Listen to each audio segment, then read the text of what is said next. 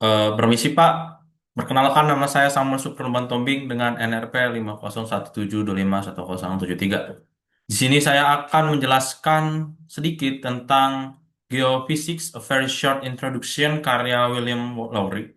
Nah, jadi kita akan masuk ke dalam namanya bab pertama, yaitu adalah apa itu geofisika.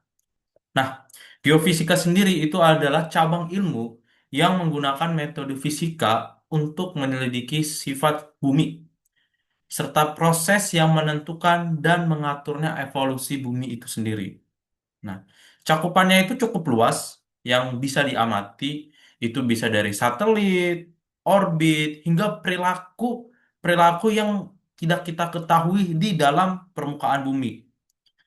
Nah, tapi penyelidikan geofisika ini itu ditentukan oleh alam dan tidak bisa sepenuhnya dikendalikan oleh sebuah teori biasa saja. Nah, tektonik lempeng itu ditemukan pada tahun 1960. Data dari seismologi global dan investigasi geofisika laut. Sehingga menemukanlah sebuah revolusi dalam cara kita memahami mobilitas permukaan bumi. Nah, seismologi dan eksplorasi ini adalah salah satu bidang geofisika yang cukup terkenal, di mana studi ini adalah seismik dari gempa yang mengungkap struktur lapisan interior bumi dari inti, mantel, dan kerak. Nah, biasanya seismologi ini berguna untuk eksplorasi tentang minyak bumi dan sumber daya mineral lainnya. Oke. Itu dari awal apa itu dari geofisika. Sekarang kita masuk ke dalam bab 2. Bab 2 tentang planet bumi. Nah, ada dua hukum fisika yang mengatur perilaku bumi. Pertama yaitu hukum kekekalan energi. Dalam sistem terisolasi, total energi yaitu konstan. Dia tidak bisa diciptakan ataupun dimusnahkan, hanya berubah bentuk. Yang kedua adalah hukum kekekalan. Contohnya, hukum kekekalan momentum sudut. Nah, momentum sudut ini ada sistem yang terisolasi, di mana dia itu konstan meskipun kecepatan rotasinya itu bisa berubah jika distribusi massa terhadap sumber rotasi itu berubah. Nah, dalam pembentukan planet bumi pastinya ada dong pembentukan namanya tata surya. Nah, menurut model Big Bang, alam semesta itu terbentuk sekitar 13,8 miliar tahun lalu. Dan tata surya itu terbentuk sekitar 4,5 miliar tahun lalu. Yang berawal dari molekul hidrogen dan debu. Terus gravitasi menarik partikel ke pusat massa bersama lalu membentuk matahari. Sementara sisa materi nanti akan membentuk cakram yang berputar dari mana planet-planet terbentuk melalui proses akresi yang bertahap. Nah, itu adalah pembentukan tata surya. Nah, em, pembentukan tata surya ini ada hukum yang mengaitkannya dengan gerak planet, yaitu adalah hukum Kepler yang ditemukan oleh Johannes Kepler. Ia merumuskan tiga hukum gerak planet ini berdasarkan pengamatannya. Pertama, setiap orbit planet adalah elips dengan matahari di salah satu titik fokusnya. Kedua, radius yang menghubungkan planet ke matahari itu menyapu luas yang sama dalam interval waktu yang sama. Terus yang ketiga, em, kuadrat periode orbit itu sebanding dengan pangkat 3 semi sumbu panjang elipsnya. Nah, itu adalah dari isi dari bab 2. Nah, rangkuman dari bab 3 lagi itu adalah mengenai tentang seismologi dan struktur internal bumi. Seismologi adalah salah satu alat geofisika untuk memahami struktur bumi. Nah, perilaku seismologi atau seismik ini itu bergantung pada hubungan stress and strain di bumi atau bisa dibilang tegangan dan regangan. Pada tegangan rendah, material berdeformasi secara elastis dan kembali ke bentuk aslinya. saat tegangannya dihilangkan. Nah, em, ada beberapa gelombang yang bisa kita pakai di metode seismik ini. Ada namanya gelombang P atau bisa dibilang primer. Nah, gelombang primer adalah gelombang utama yang dimana kecepatannya itu sekitar 6 sampai 7 kilometer per detik di kerak bumi dan dia dapat melewati fluida. Lalu ada namanya gelombang S sekunder atau bisa dibilang juga gelombang geser yang merambat sama melalui partikel, tetapi dia tidak bisa merambat melalui em, fluida. Nah, dengan kecepatannya itu lebih rendah dibandingkan gelombang P, sekitar setengah dari gelombang primer itu sendiri. Terus ada juga gelombang yang menyebabkan kerusakan pada permukaan bumi, yaitu adalah gelombang Rayleigh yang menggabungkan getaran longitudinal dengan komponen vertikal S-wave, menyebabkan partikel permukaan bergerak dalam lintasan elips. Lalu ada juga gelombang Love yang timbul ketika komponen horizontal gelombang geser terperangkap di lapisan batas yang menghasilkan getaran horizontal yang kuat. Seismik juga itu menghasilkan refleksi, refraksi, dan difraksi. Nah, ketika gelombang seismik mengenai bidang batas antara dua material yang berbeda, sebagian ada yang dipantulkan dan sebagian ada yang dibiaskan, yang mirip seperti hukum optik. Nah, seismologi refleksi ini itu prinsipnya itu seperti gemak ketika kita berada di sebuah gua. Nah, dan kalau refraksi itu adalah memanfaatkan titik kritis yang menentukan kecepatan seismik dan kedalaman lapisan bawah permukaan. Nah, em, terus struktur-struktur internal bumi itu salah satunya yang cukup terkenal itu adalah diskontinuitas Mohawk yang menandai batas kerak mantel dengan kedalaman rata-rata sekitar 22 kilometer dengan 5 sampai 10 kilometer itu di samudra dan 30 sampai 70 kilometer itu di benua. Nah, litosfer itu adalah kerak mantel atas yang cukup kaku yang dibagi menjadi lempeng-lempeng tektonik yang bergerak di atas astenosfer yang lebih lemah. Nah, lalu kita langsung saja masuk ke dalam bab 4 atau judulnya itu adalah aktivitas gempa bumi. Gempa bumi em, adalah model elastic rebound yang menjelaskan mekanismenya tentang gaya tektonik secara perlahan dan mengakumulasikan regangan elastis di batuannya selama bertahun-tahun hingga ratusan tahun. Ketika elastisitasnya terlampaui, batuan tersebut tiba-tiba retak dan melepaskan energi yang tersimpan sebagai gempa bumi yang merambat dari fokusnya dengan kecepatan sekitar beberapa kilometer.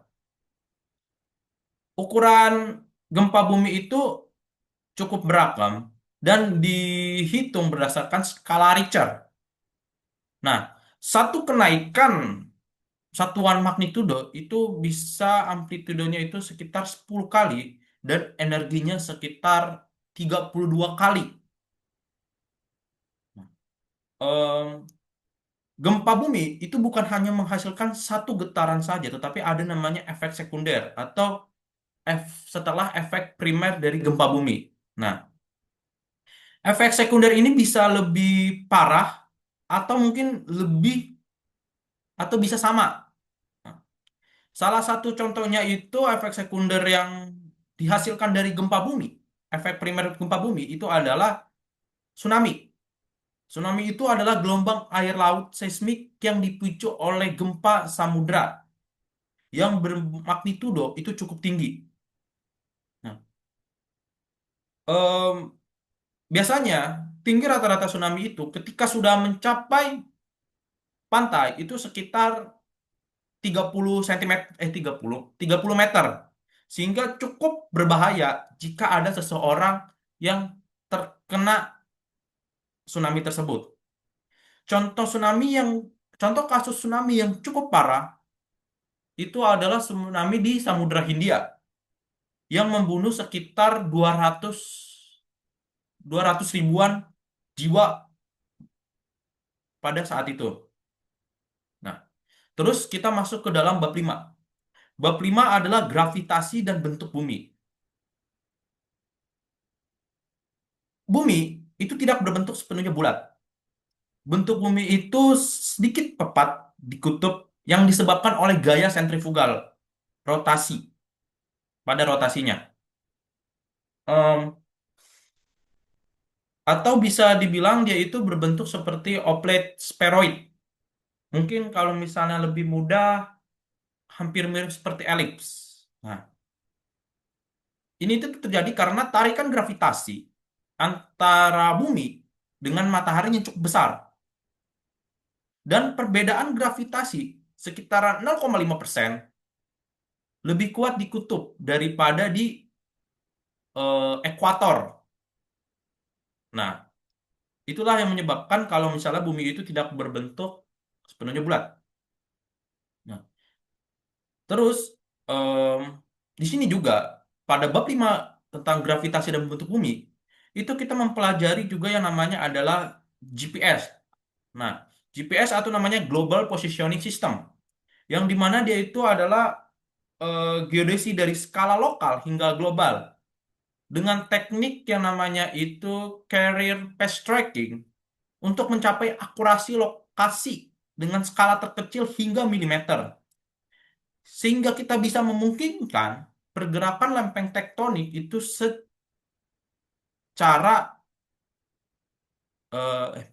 mohon maaf, maksudnya pergerakan lempeng tektonik itu eh, di sekitar patahan aktif dan pengangkatan isostatiknya itu pasca glasial. Nah, pada bab 5 ini juga kita membahas tentang pasang surut. Tarikan gravitasi bulan itu menciptakan tonjolan pasang surut di kedua sisi bumi, yang menghasilkan dua pasang yang tidak pernah sama setiap hari. Nah, pasang surut ini itu memperlambat rotasi bumi sekitar 1,8 milidetik per 100 tahun, yang menyebabkan jarak bumi dan bulan itu meningkat sejauh kurang lebih 3 senti, 3 sentimeter, 3,5 sentimeter per tahun. Nah, di sini juga kita membahas tentang namanya anomali gravitasi. Contohnya itu adalah anomali Boger, yaitu adalah perbedaan antara pengukuran gravitasi terkoreksi dengan nilai teoritis pada lokasi yang sama. Nah, anomali gravitasi ini itu disebabkan, bukan disebabkan, maksudnya anomali gravitasi itu ada dua hal. Ada anomali gravitasi positif, ada yang negatif. Anomali gravitasi positif itu dipengaruhi oleh massa yang lebih padat. Contoh biji logam ataupun terdapat sebuah gundukan atau gunung besar. Anomali negatif itu dipengaruhi oleh massa yang kurang padat pada cekungan sedimen atau terdapatnya rongga di bawah tanah. Nah, aplikasi ini, teknik gravitasi itu sering digunakan dalam eksplorasi mineral untuk mencari eh, ya mineral dan minyak bumi dalam kebutuhan industri dan rumah tangga. Di sini juga kita membahas pada subbab terakhir itu adalah tentang isostasi. Isostasi itu adalah fenomena ketika massa em, massa berlebih di atas permukaan laut itu, massa berlebih di atas permukaan laut itu dikompensasi oleh kekurangan massa di kedalaman melalui mekanisme daya apung. Nah, isostasi ini kayak kita itu menjelaskan kayak bahwa kerak itu tuh kayak mengapung seperti mengapung di atas air. Karena mantel itu bukanlah benda padat, melainkan kayak dia bukan bilang benda cair, tapi seperti lelehan logam. Nah, kayak kental-kental seperti itu. Lanjut ke bab 6. Bab 6 itu adalah tentang panas bumi. Sumber panas bumi itu diasumsikan berasal dari dua hal. Ada peluruhan radioaktif isotop, contohnya itu seperti uranium, thorium, dan kalium.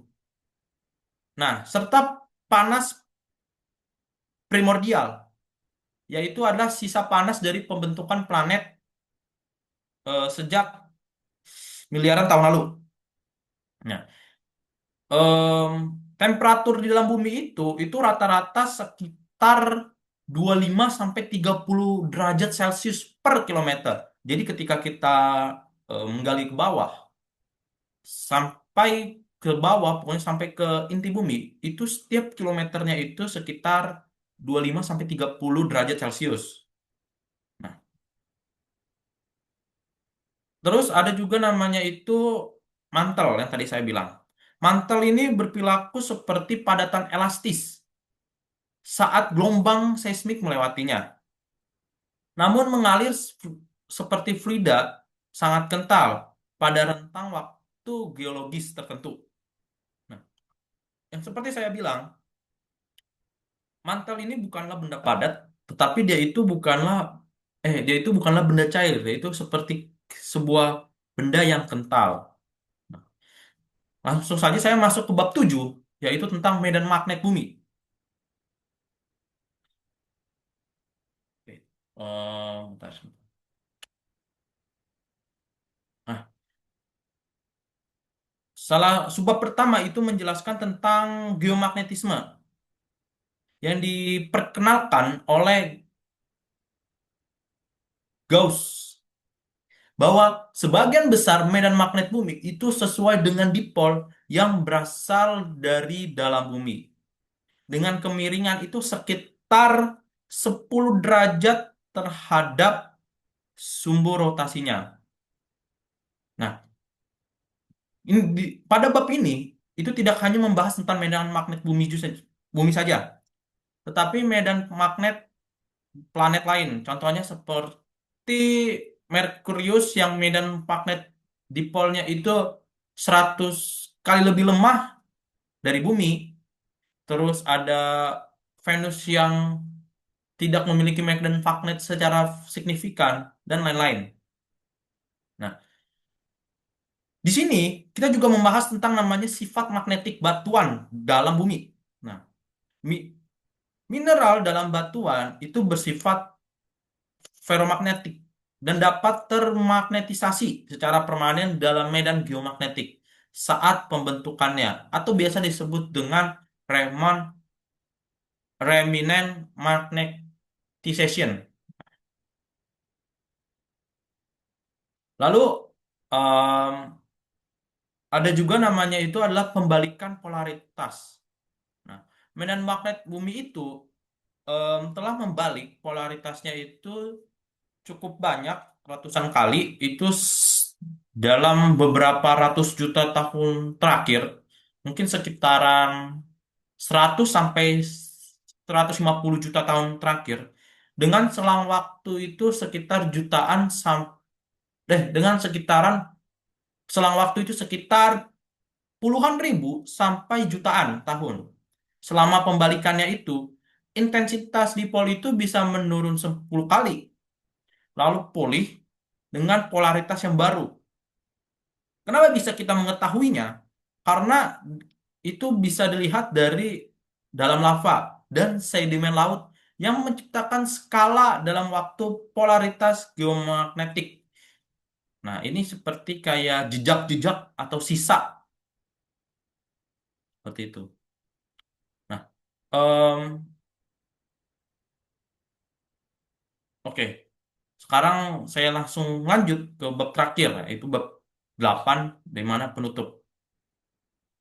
Geofisika itu cukup banyak membuat kemajuan tentang kita itu harus memahami planet bumi dan memberikan manfaat banyak kepada masyarakat. Nah, teknik geofisika ini itu harus bukan harus ya harus dikembangkan untuk keperluan industri ataupun komersial yang dimana itu cukup luas. Bukan hanya komersial, industri minyak, dan eksplorasi mineral. Salah satu yang cukup terkenal itu sekarang adalah geotermal. Nah, ini geotermal itu saya singkat sedikit itu kayak energi yang dihasilkan dari panas bumi. Jadi seperti itu. Nah, geofisika ini adalah hipotesis yang tidak bisa langsung diterima karena banyak em, tantangan tersendiri dari mungkin teori tektonik yang baru bisa dibilang diterima secara luas dan hal-hal lain-lainnya. Jadi ada pengembangan dalam eh, teknik geofisika. Nah, teknik geofisika ini itu adalah penggabungan dari seismologi, paleomagnetisme, geodesi, satelit, dan geokimia yang diperlukan untuk memecahkan hal-hal yang di dalam bumi yang tidak bisa kita lihat dengan mata. Em, jadi cukup seperti itu saja. Eh, Terima kasih telah menonton. Mohon maaf bila ada salah kata dan permisi.